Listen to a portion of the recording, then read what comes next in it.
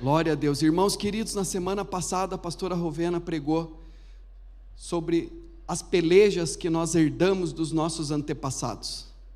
Uma palavra muito precisa, abençoada. Nós muitas vezes não herdamos uma herança material, mas herdamos pelejas. Existem espíritos familiares que influenciam e que quando o pai morre, esse espírito familiar começa a influenciar o filho. Quando o filho morre, esse espírito familiar, essa maldição hereditária começa a influenciar o neto. E na realidade nós não herdamos uma maldição, nós herdamos os pecados. Por isso diz Êxodo capítulo 20, lá onde Moisés escreveu o decálogo, aliás, ele foi no monte Sinai, Deus deu o decálogo, os 10 mandamentos, e a introdução dos 10 mandamentos escrito nas tábuas de pedra, Deus introduz com estas palavras: eu sou Deus zeloso, que visito a iniquidade dos pais nos filhos até a 3ª e 4ª geração daqueles que me desobedecem, daqueles que praticam iniquidade, mas faço misericórdia até 1000 gerações daqueles que praticam a minha palavra, que praticam e obedecem e fazem conforme a minha aliança. A iniquidade passa, e muitas vezes nós herdamos essa iniquidade, e isso traz para nós uma peleja, e muitas vezes você está se sentindo cansado, não consegue progredir, não consegue avançar na área profissional, não consegue avançar na casa, parece que tem uma amarração, parece que é sempre uma tribulação, parece que é cheio de problema, parece que as coisas na sua vida não dão certo, não sai como você esperava, parece que tem uma canseira mental. O Espírito Santo tem revelado para nós, irmãos, que muitas pessoas estão se sentindo assim, opressas, amarradas, com uma canseira mental, ficam procrastinando, não conseguem se organizar, não conseguem progredir, não conseguem avançar na sua vida. O que é isso? Possivelmente você está sofrendo a opressão de espíritos e demônios.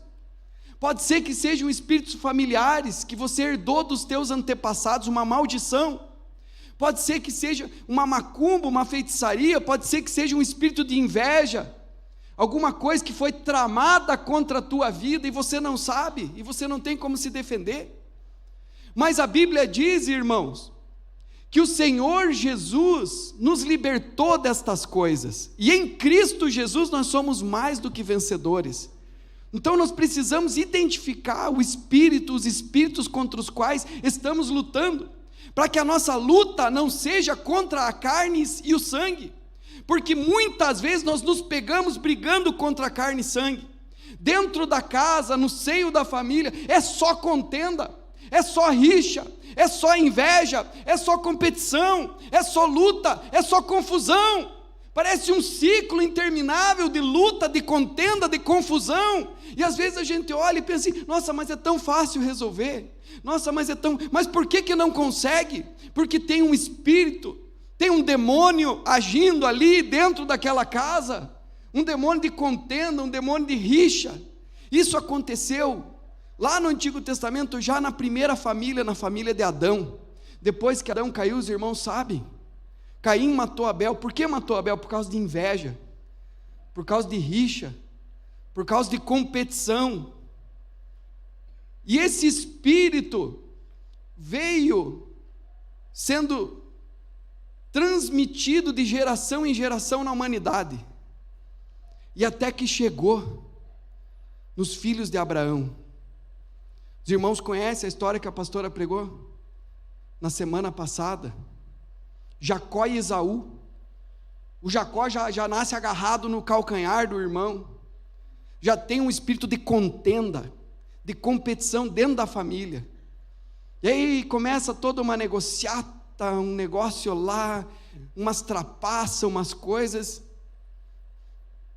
e diz a Bíblia que esse homem tem que sair fugido por causa daquele espírito. O irmão dele fica com ódio, e dos descendentes de Esaú, irmão de Jacó, nascem os amalequitas, filho de Amaleque, neto de Esaú. E os amalequitas lutam contra o povo de Deus no deserto. Isso é uma figura, irmãos. Às vezes você sai para o propósito de Deus, e Deus tem para mim e para você uma terra prometida. Deus tem para mim e para você um propósito. Deus tem para mim e para você um destino que Ele planejou, que Ele pensou para cada um de nós. Mas nessa travessia do deserto, na caminhada para o propósito de Deus, para o plano de Deus, para a felicidade que Deus tem para o seu casamento, para a sua vida, para a prosperidade que Deus tem para a sua vida, nós encontramos uma batalha, encontramos uma peleja contra esses espíritos, esses demônios, que são os amalequitas que vêm ao nosso encontro no deserto. E eles vêm pelejar para que você não avance, para que você não entre no propósito de Deus, para que você não entre no que Deus sonhou para a sua vida. E como que nós vencemos os amalequitas, irmãos? Está na palavra. Moisés estava no monte com as mãos levantadas, orando. Diga para o irmão, esse espírito do demônio nós vencemos com a oração. É jejum e oração, meus irmãos. A tua luta não é contra a tua mulher, a tua luta não é contra o teu marido, a tua luta não é contra os teus filhos, a tua luta não é contra o teu patrão, a tua luta não é contra a carne e sangue, mas contra os principados e potestades, contra os dominadores desse mundo tenebroso, contra as forças espirituais da maldade que agem nas regiões celestiais. Está escrito lá em 1 Pedro. Olhe para a sua vocação e se lembre que não foi com coisa corruptível como prata ou ouro que fostes resgatados da vossa vã maneira de viver, a qual por tradição vocês herdaram dos vossos antepassados, dos vossos pais. Não foi com prata e ouro não, mas foi com o precioso sangue, como de um cordeiro imaculado e puro, o sangue de Jesus. O sangue de Jesus tem poder. Por isso que nós oramos, Senhor, me perdoe pelos meus pecados. Eu não quero replicar esse ciclo de maldição, essa maldição hereditária, esses pecados que eu herdei do meu pai. Eu sou a geração que vai quebrar essa maldição. De mim para frente, isso está quebrado. De mim para frente, isto cai por terra. Agora, o sangue de Jesus tem poder, aleluia! O sangue de Jesus tem poder, meus irmãos. Nós somos a geração que acaba com esse ciclo hereditário da maldição. Nós somos a geração que se transforma pela palavra de Deus. As armas com as quais lutamos não são carnais. Lá em 1 Coríntios capítulo 10, versículo 4 diz que as armas da nossa milícia não são carnais, mas são espirituais, são poderosas em Deus para destruir sofismas e anular todo pensamento que se levanta contra o Senhor, aleluia. Talvez você tenha uma herança de preguiça, de negligência, uma herança de pessoas que começam a construir algo, começam a fazer algo, mas não conseguem ter vitória, não conseguem prosperar, não conseguem ir avante nos seus projetos, nos seus objetivos, nos seus sonhos. O Senhor quer acabar com isso na sua vida. O Senhor quer colocar por terra esse ciclo, esse vício, quer derrubar esses demônios que influenciam a sua vida, para que você possa romper, para que você possa avançar. Por isso diz, as armas da nossa milícia não são carnais, mas são poderosas em Deus. São pensamentos alojados. Abra ali, faz favor, 2 Coríntios capítulo 10, versículo 4. São pensamentos alojados, ideias alojadas. Diz ali, as armas com as quais lutamos não são humanas, ao contrário, são poderosas em Deus para destruir fortalezas. Destruímos argumentos e toda pretensão que se levanta contra o conhecimento de Deus, e levamos cativo todo pensamento para torná-lo obediente a Cristo Jesus. Amém, irmãos? Talvez aquele pensamento, não dá, nós dois não dá, nosso casamento não dá, tá vendo, não dá. Isso é um sofisma, é uma mentira do demônio. Não tem jeito, eu não consigo, coitado de mim. Lembre, Os amalequitas não só vêm pelejar contra você para que você não alcance o plano e o pensamento, o sonho que Deus tem para a sua vida, como ele vem lamber as tuas feridas. Espírito de autocomiseração. Olha, o que aconteceu comigo? Eu não ganhei a herança, não deu certo na minha vida. Eu era para estar diferente se não fosse o meu marido, se não fosse a minha esposa. Sofismas, mentiras de Satanás, porque nós não temos de lutar contra a carne e o sangue. E o jejum, a oração faz cair por terra, para que nós possamos trazer todo o pensamento à obediência de Cristo Jesus, aleluia. Porque em Cristo Jesus nós somos mais do que vencedores. Ele é a palavra de Deus, Ele é a vitória para as nossas vidas, glória a Deus. Por mais que pareça que você não tem força, que você não consegue, hoje você vai descobrir uma verdade que vai destravar a sua vida. Você vai sair desse culto aqui diferente, irmão. Você vai sair desse culto aqui com uma perspectiva diferente. Talvez o que eu vou falar aqui não seja novo, mas é algo que você precisa lembrar, para que você possa ter uma ativação da tua fé, a fim de que você obedeça a Deus. Porque muitas vezes o problema na nossa vida é falta de fé. Nós sabemos o que é certo, mas não obedecemos a palavra de Deus. Não praticamos a palavra de Deus com zelo nas nossas vidas. E talvez por isso você não está tendo vitória na sua vida. Então a chave, guarde isso, a chave da vitória é o compromisso com Deus e com a sua palavra. A chave da vitória é termos um compromisso com Deus e com a sua palavra. Porque Deus tem algo para você. Deus tem um lugar para você, onde Ele vai revelar para você os seus pensamentos, e vai iluminar a sua mente, e vai dar direção para você.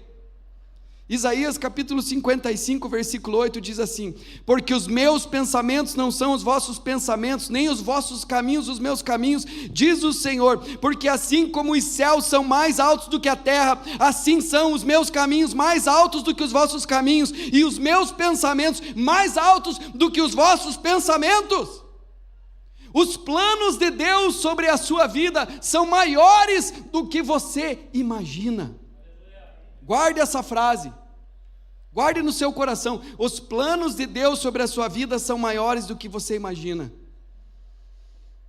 Como que eu acesso esses planos de Deus? Como que isso acontece? Como que eu realizo isso, irmãos? Deus opera em vocês, Deus opera em mim, Deus opera em nós, Deus opera na igreja, tanto o querer quanto o realizar.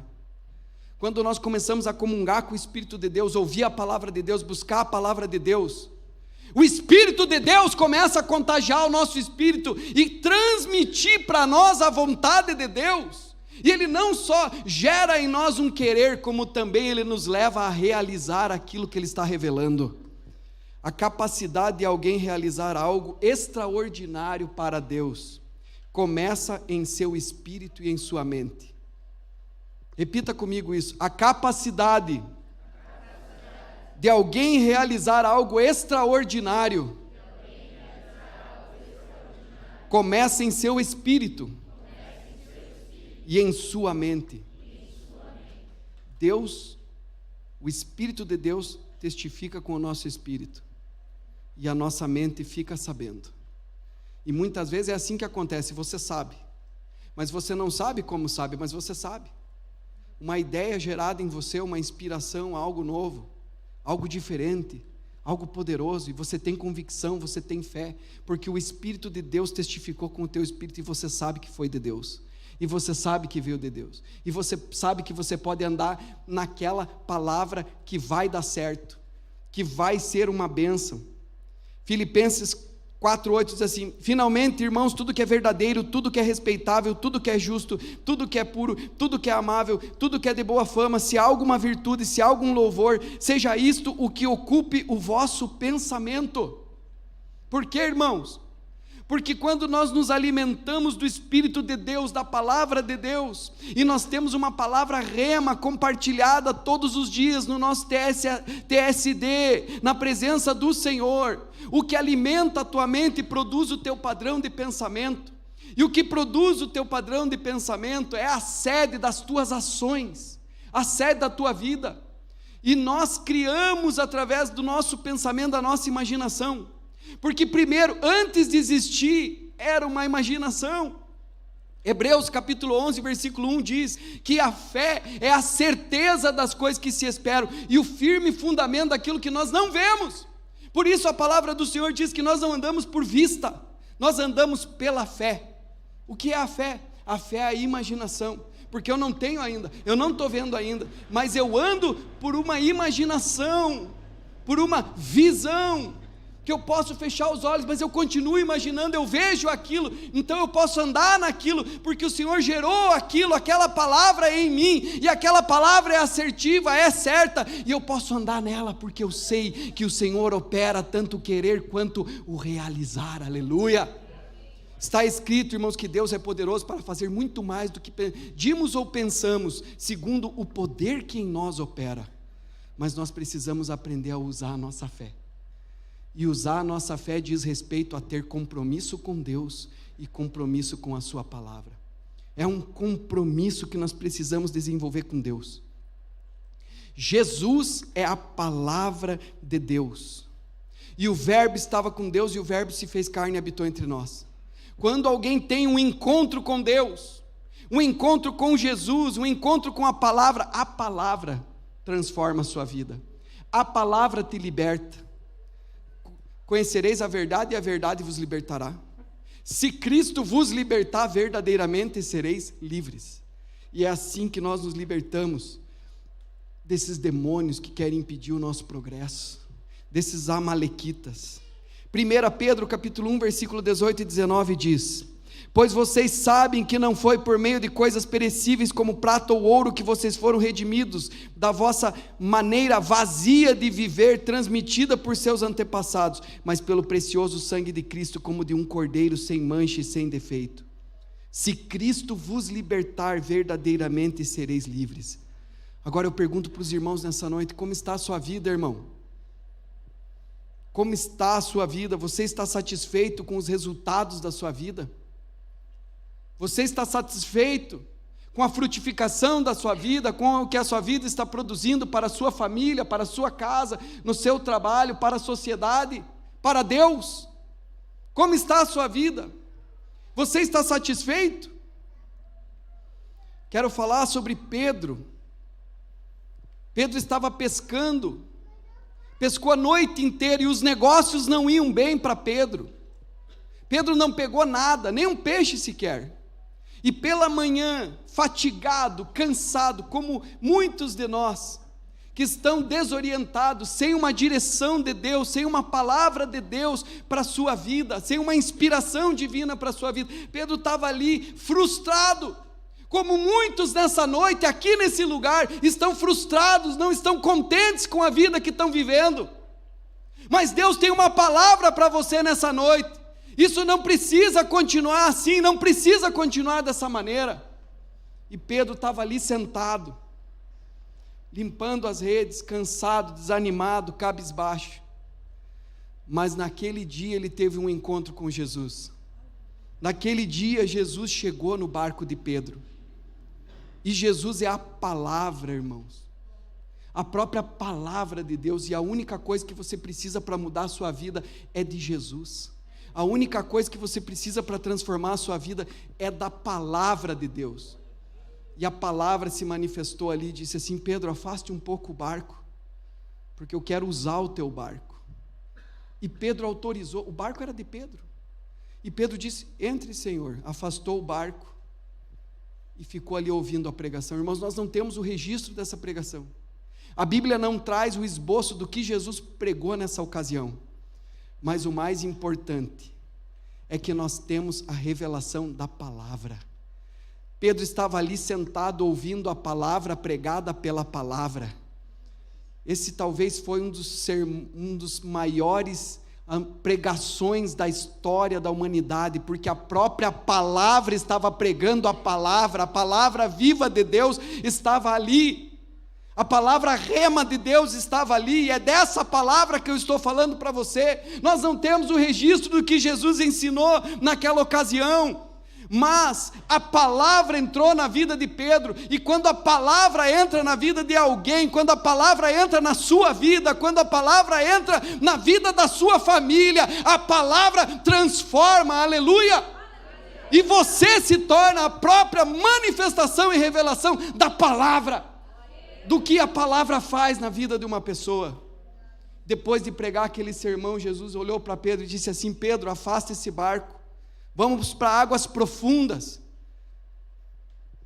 E Pedro disse: Senhor, eu passei a noite inteira pescando.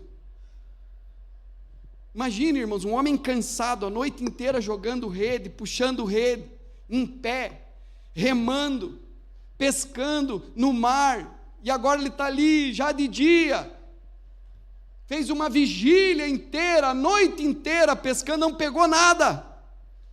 E agora Jesus diz assim: vai para águas profundas. Pedro poderia ter dito: não, Senhor, eu sou profissional, o Senhor é pregador, não vou fazer isso, eu vou dormir, estou cansado. Como muitas vezes, irmãos, nós ficamos cansados e temos vontade de ir dormir, entrar no fundo de uma cama, se cobrir e entrar em depressão. Mas Jesus diz: vai, que você vai fazer uma grande pescaria. E ele responde: não apanhamos nada, mas sobre a tua palavra lançaremos as redes. Quando você lança a sua vida sobre a palavra de Deus, quando você começa não só a ser um ouvinte esquecido, enganando-se a si mesmo, mas um praticante da palavra, você faz uma grande pescaria com a sua vida. Lance a sua vida sobre a palavra de Deus. E Pedro fez uma grande pescaria. O Senhor quer transformar as nossas vidas nessa noite, irmãos. Quando Jesus saiu da água ali, juntamente com Pedro, Pedro ficou maravilhado: meu Deus, Senhor! Mas Jesus mudou a direção. Muitas vezes, irmãos, o Senhor quer mudar a direção da nossa vida, mas nós não estamos ouvindo a sua voz. E Jesus disse para ele: Pedro, você não vai mais ser pescador, eu vou fazer de você um pescador de almas. E Pedro começou a caminhar com Jesus, começou a caminhar na presença da palavra, caminhar com a palavra, ser treinado pela palavra, ser capacitado pela palavra. Jesus subiu aos céus, mas antes ele disse: vão em Jerusalém e esperem até que do alto vocês sejam revestidos de poder. E eles foram, ficaram orando, 9 dias oraram, buscaram a face do Senhor, até que veio o Espírito Santo sobre a vida deles. Pedro faz o primeiro sermão da igreja, e sabe o que acontece, irmãos? Uma pesca maravilhosa, mais de 3.000 pessoas se convertem na cidade de Jerusalém. Eu, a pastora e alguns irmãos da igreja estivemos lá no cenáculo onde isso aconteceu. O Espírito Santo veio sobre eles, e eles lançaram as redes, e mais de 3.000 pessoas se converteram, aleluia, glória a Deus. O Senhor quer fazer essas coisas nas nossas vidas, irmãos. Escute, tudo que você quer fazer, tem que ter primeiro um compromisso com Deus e com a palavra. E eu digo para você, você tem um quarto na sua casa, você tem uma Bíblia, e você tem um Deus que dá direcionamento para mudar a sua vida, para transformar a sua vida. Então obedeça a palavra de Deus. Tudo muda quando nós temos um compromisso com Deus, quando fazemos um voto com Deus, uma aliança, um compromisso. O voto te dá o que você não poderia ter, mas por causa do voto você tem. O compromisso te dá o que você não poderia ter, que você não imaginava, que jamais poderia alcançar, mas por causa do compromisso você tem. É uma aliança com Deus. Sansão fez um voto com Deus. Ele não tomava vinho nem bebida forte, fez um compromisso de não cortar os cabelos, e se ele cumprisse o voto, ele podia ter aquela força que ele tinha. Ana queria ter um filho, e muitas vezes orou, subia para Jerusalém, orava, buscava a Deus, mas quando ela fez um voto com Deus: Senhor, se tu me abrires a madre, eu vou entregar o meu filho para te servir. Ana tinha um desejo, Ana queria ter um filho, Deus precisava de um profeta. Quando a nossa vontade faz um casamento com a vontade de Deus, Deus tem interesse em abençoar a sua vida, porque você está no centro do propósito de Deus. Por isso, Senhor meu Deus, venha o teu reino, seja feita a tua vontade, me mostre a tua vontade, Pai. E por causa do voto, Deus abençoou, e nasceu Samuel, o maior profeta de Israel. Jacó fez um voto com Deus, irmãos. Quando Jacó estava fugindo do seu irmão, ele teve um encontro com Deus, e ele viu uma escada, e anjos subiam e desciam, e ali ele percebeu a presença de Deus, e sabe o que ele faz? Ele faz um voto com Deus, e diz o texto, Gênesis capítulo 28, versículo 20 a 22, fez também Jacó um voto dizendo: se Deus for comigo e me guardar nesta jornada que empreendo, e me der pão para comer e roupa que me vista, de maneira que eu volte em paz para a casa de meu pai, então o Senhor será o meu Deus, e a pedra que erigi por coluna será a casa de Deus, e de tudo quanto me concederes, certamente te darei o dízimo. Um compromisso com Deus. Mas você pode pensar: mas se Deus me abençoar, então eu vou fazer um voto para ser dizimista com Deus. Não foi isso. Não foi isso que Jacó fez. Diz a Bíblia, irmãos, que na caminhada ele foi assaltado, roubaram tudo que ele tinha, e só ficou com um jarro de óleo precioso, que ele poderia, era a última coisa que ele tinha, ele estava saindo fugido, ele perdeu tudo, ele não tinha mais nada, mas ele tinha algo, que é a única coisa que eu e você precisamos. Ele tinha uma promessa, ele tinha uma palavra de Deus sobre a vida dele, e ali ele pegou aquele óleo, e ele viu a presença de Deus, ele teve um encontro com Deus, lá no secreto, lá no deserto, lá no particular.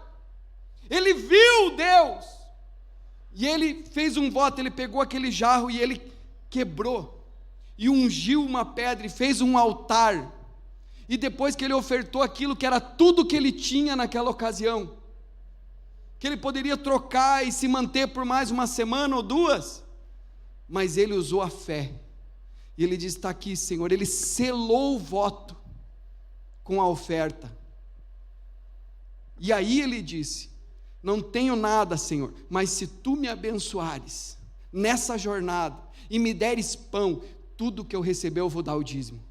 E assim ele fez. Deus foi abençoando e ele dava o dízimo, Deus abençoava e sustentava e ele dava o dízimo, e Deus foi multiplicando, e vocês conhecem a história. Ele não tinha nada, e às vezes as pessoas ficam com aquela dúvida, com aquela incerteza e insegurança: mas vai faltar. O Senhor Jesus disse: não tenham medo, não se preocupem com o que vocês haverão de comer ou vestir. Não podem servir a Deus e a Mamon. Busquem em primeiro lugar o reino de Deus e a sua justiça, e as demais coisas vos serão acrescentadas. Aleluia!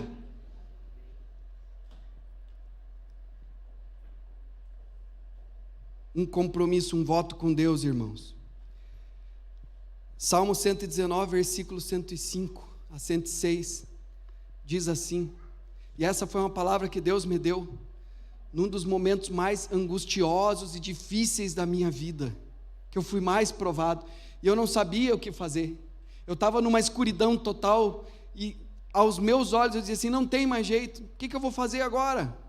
Diante do que me aconteceu, desse drama, dessa crise, desse problema que se instaurou na minha vida, e eu fui buscar a Deus naquele tempo, e no meu tempo a sós com Deus, orando na madrugada, o Senhor falou comigo, Salmo 119, versículo 105, eu ouvi claramente Deus falar, na minha mente, Salmo 119, versículo 100. Ué, eu não pensei isso. E eu fui ler a palavra, e estava escrito, lâmpada para os meus pés, porque eu estava perguntando, e agora, Senhor, o que eu faço?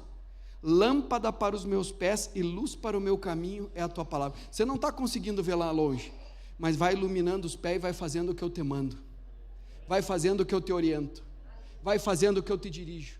E eu peguei a palavra de Deus, como é que eu faço aqui, Senhor, nessa ocasião, nessa circunstância, o que o Senhor faria se estivesse no meu lugar? E eu fui. E Deus foi me abençoando, e Deus foi me clareando, e Deus foi revelando a sua palavra, Deus foi revelando a sua aliança, Deus foi me mostrando, e quando eu vi, irmãos, eu saí, aleluia.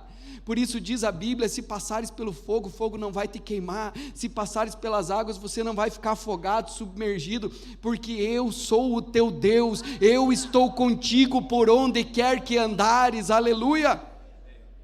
O Senhor te ilumina, lâmpada para os meus, é a minha palavra, Ele ilumina, Ele te dirige, Ele orienta a sua vida. Mas olha o que diz a continuação do texto, que me marcou muito, irmãos. Prometi sob juramento e o cumpri, fiz um voto, prometi sob juramento e o cumpri, que vou obedecer às tuas justas ordenanças. Esse é o voto mais importante que um homem e uma mulher pode fazer, o voto de obedecer às ordenanças, de cumprir a lei de Deus, os mandamentos de Deus. Eu faço um voto, Senhor, que eu vou obedecer a tua palavra. Como que diz a tua palavra? Qual que é o conselho da tua palavra? Nessa área da minha vida, nas finanças, como é? Como que tem que administrar? Eu vou estudar, eu quero aprender, eu quero conhecer, eu quero fazer conforme está aconselhado na tua palavra. Deus não é homem para que minta, meus irmãos, nem filho do homem para que se arrependa. Todo aquele que lança a sua vida sobre a palavra de Deus é abençoado por Deus. Diz aqui, prometi sob juramento e cumprirei, que vou obedecer às tuas justas ordenanças. E no Salmo 119, versículo 109, diz assim, a minha vida está sempre em perigo, mas não me esqueço da tua lei. Noutra versão diz assim, a minha vida está continuamente nas minhas mãos, mas não me esqueço das tuas leis. Quer dizer, é um perigo, porque eu sou instável, porque eu sou pecador, a minha vida está no meu livre-arbítrio, nas minhas mãos, mas eu não me esqueço das tuas leis. Olha o que diz, irmão, Salmo 25, versículo 12 a 14, quero pedir para a Gabi abrir aqui, que é bom os irmãos acompanharem esse, já estamos quase encerrando.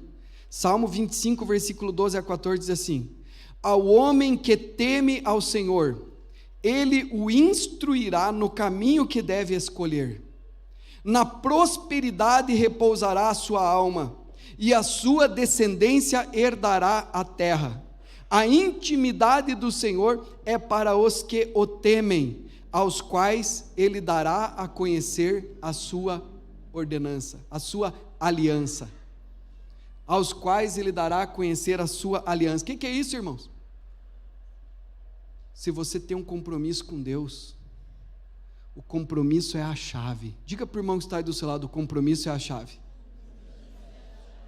Se você teme a Deus e guarda os mandamentos e obedece à palavra de Deus, Deus vai revelar para você, vai te orientar. Você vai entrar num lugar, irmãos, onde você nunca mais vai parar, onde a tua vida vai progredir, onde você vai avançar, porque o Senhor vai revelando, o Senhor vai orientando, o Senhor vai abençoando, o Senhor vai respaldando, o Senhor vai trabalhando em nossas vidas. A intimidade do Senhor é para os que o temem, aos quais Ele dará a conhecer a sua aliança. O voto, o compromisso, dá a você o que você não poderia ter, mas por causa do voto, por causa da aliança, você tem. E aí, quando você se compromete com Deus, faz o voto com Deus, você conhece a aliança, o compromisso que Deus tem com você. Você tem compromisso com Deus, Deus tem compromisso com você. Sabe o que diz a palavra, irmãos? Ainda que nós nos tornemos infiéis e percamos a bênção, percamos o sonho que Deus tinha para as nossas vidas, porque desobedecemos, fomos infiéis, fomos preguiçosos, ainda assim, Deus permanece fiel. Deus não é homem para que minta, nem filho do homem para que se arrependa. Em Deus não há mudança nem sombra de variação. Ele é o alfa e o ômega. Ele não muda. Ele é o mesmo, do Antigo e do Novo Testamento. Ele é o mesmo. E Ele cumpre as suas promessas. Aí, nós lembramos daquela palavra, porque aqui diz que o que teme ao Senhor, o Senhor revela, o Senhor orienta, o Senhor revela o caminho, o Senhor mostra os tesouros escondidos. Você acredita nisso, irmãos? Existem tesouros escondidos que nós podemos acessar através da criatividade, através de uma revelação da parte de Deus. Os peixes estavam lá, mas Pedro não estava conseguindo pescar. Mas Jesus disse: vamos para águas profundas, lance a rede. Porque o dono do barco era Pedro, e ele podia fazer o que quiser com o barco dele, assim como você pode fazer o que quiser com o teu barco, e continuar insistindo. E talvez, irmão, você está como a maioria, está num corre, se debatendo de um lado para o outro e não conseguindo alcançar o teu objetivo, porque falta para você um compromisso com Deus. Pedro era dono do barco, mas Jesus é dono do mar, e Ele te fará conhecer a sua aliança.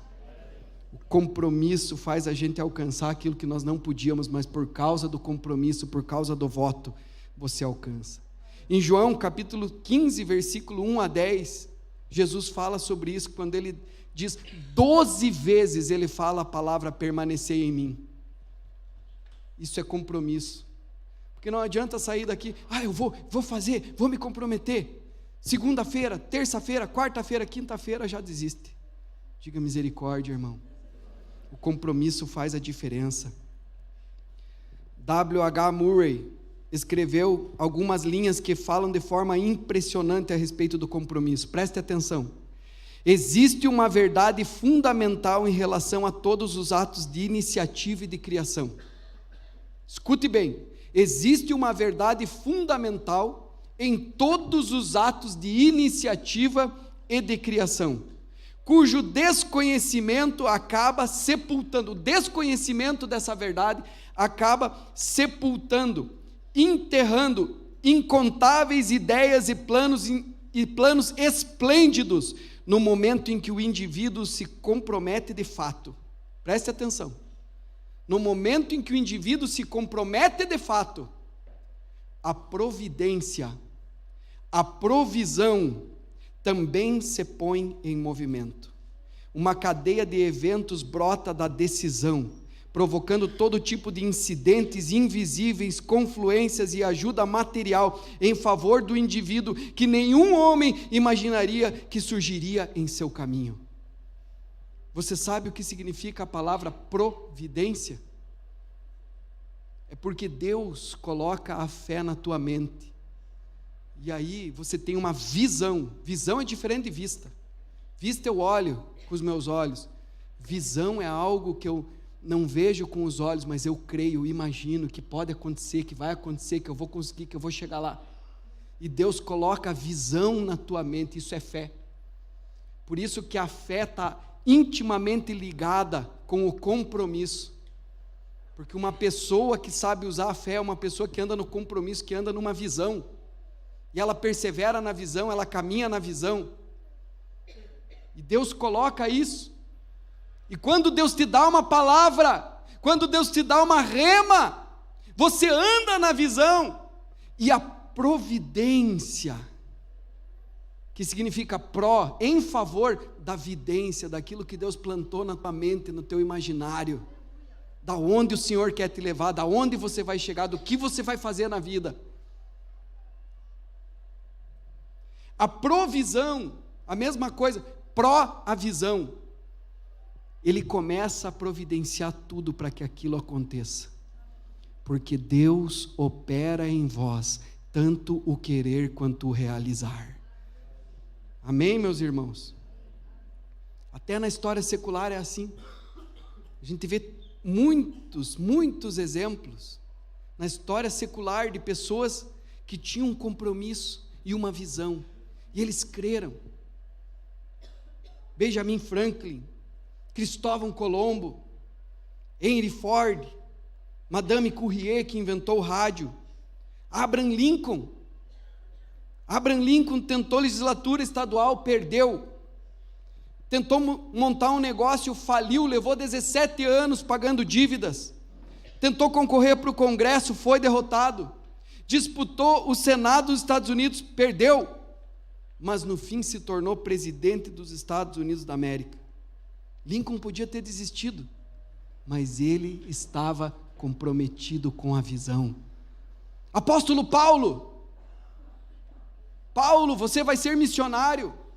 Ungiram Paulo e o enviaram como missionário. Na primeira cidade que ele entrou como missionário para pregar a palavra de Deus, diz a Bíblia que ele foi expulso, e ele foi para outra cidade. Na segunda cidade que ele entrou para pregar a palavra de Deus, tentaram matá-lo, e ele teve que sair fugido de lá, e ele foi para a terceira cidade. Na terceira cidade, quando ele chegou, ele não pôde fugir, o pegaram e o apedrejaram, o arrastaram pela cidade, e o lançaram fora dos portões, quase morto. Mas Paulo não desistiu, porque ele estava comprometido com a visão. O compromisso é a chave.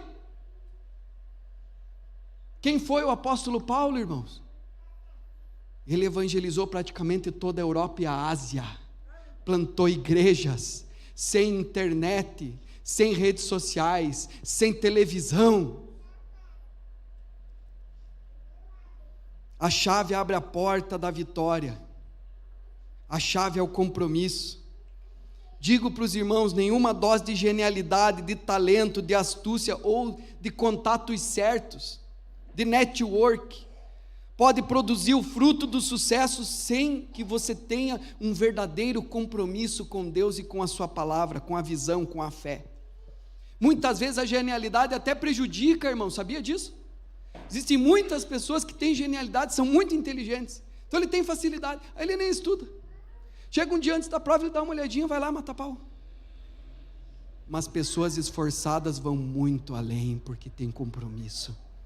Muitas vezes a pessoa é bonita, a mocinha bonita, linda, cobiçada desde criança, mas aí ela não passa disso, porque como ela já tinha o status, como ela já era popular, então ela não foi além, e não desenvolveu aquilo que Deus tinha sonhado para a vida dela. Há um livro do Fernando Veríssimo que diz: pai rico, filho nobre, neto pobre. Por quê, irmãos? Porque os pais não treinaram os filhos foram nobrinhos, né? Nobrezinho, tudo facinho, tudo na mão, tudo tranquilo, não se desenvolveram. E aí os filhos herdam e se tornam pobres, miseráveis, porque não tem um compromisso com a vida, não tem um compromisso. Meu irmão, se você tentou alguma coisa e caiu, busque a direção de Deus, busque a orientação de Deus para a sua vida, porque Deus coloca a fé quando você não sabe ainda como fazer. Eu não sei como fazer, nós não sabemos como fazer, mas nós vamos fazer, e o compromisso vem antes de você saber como fazer, isso é fé. Porém, você tem que ter certeza dos princípios, você tem que ter certeza e saber se o princípio está correto, e se o princípio está correto, você pode se fundamentar sobre a promessa de Deus. O compromisso é um motivador que te mantém no caminho para alcançar o seu objetivo. O compromisso faz com que as outras pessoas vejam aonde você está e se engajem na tua causa e te auxiliem, e o teu compromisso te empolga para você continuar na jornada, caminhando na direção desse compromisso. O compromisso faz com que você avance enquanto outras pessoas permanecem estáticas. O compromisso te mantém prosseguindo. O compromisso é a chave. Já estou terminando, irmãos. Filipenses capítulo 3, versículo 3 diz assim: uma coisa faço, e é que, esquecendo-me das coisas que para trás fico, prossigo para o alvo. Veja, irmãos, quando Deus te dá uma palavra, você tem um alvo, um objetivo, e você caminha na direção desse objetivo. Você já viu um corredor? O apóstolo Paulo está fazendo essa ilustração. Uma coisa faço é que, deixando as coisas que para trás fico, prossigo para o alvo, como um atleta, como um corredor, pelo prêmio, pela soberana vocação de Deus em Cristo Jesus. Você já viu um corredor correndo uma maratona assim?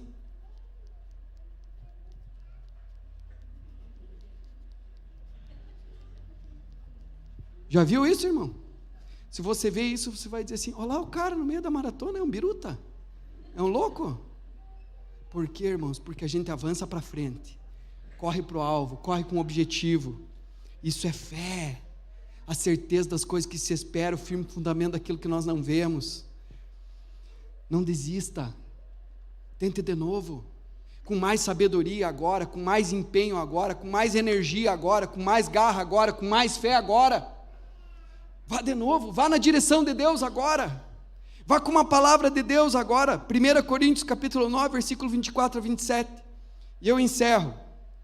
Vocês não sabem que todos os que correm no estádio, apenas um ganha o prêmio? Escute bem, corram de tal modo que alcancem o prêmio. Todos os que competem nos jogos se submetem a um treinamento rigoroso, para obter uma coroa que logo perece, mas nós fazemos para ganhar uma coroa que dura para sempre. Sendo assim, não corro como quem corre sem alvo, não corro como quem corre sem alvo. Eu tenho meta, eu tenho objetivo, eu tenho fé, eu tenho uma visão dentro de mim, eu me comprometo com essa visão, eu tenho um compromisso com essa visão. Não luto como quem esmurra o ar.